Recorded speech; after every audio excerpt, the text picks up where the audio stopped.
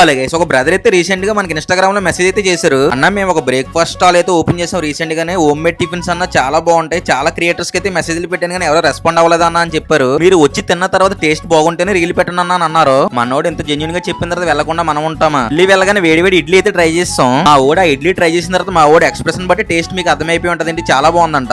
నేనైతే onion dosa try చేయడానికి అయితే ఆనియన్ దోశ కోసం వెయిట్ చేస్తున్నాను. ఇక్కడ 3 రకాల చట్నీలు అయితే అవైలబుల్ గా ఉన్నాయి. పల్లి చట్నీ, టమాటా చట్నీ, బొంబాయి చట్నీ అయితే వేసి ఇచ్చారండి దోశ.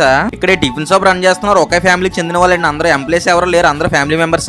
ఆనియన్ దోశ టమాటా చట్నీలో కలుపుకుందండి, సరిగ్గా ఉందండి, చాలా బాగుంది. దాని తర్వాత ఒక పొరోటా ఒకటి చపాతీ ఒకటి తిందామని చెప్పేసి వెయిట్ చేస్తున్నాం. పెద్ద హోటల్స్ లో కన్నా ఇలాంటి బల్లి దగ్గర టిఫిన్స్ బాగుంటాయి. ఇంకా కర్రీలోకి అలా నిమ్మకాయ పిండుకొని చపాతీని అయితే కర్రీతో ట్రై చేశాను.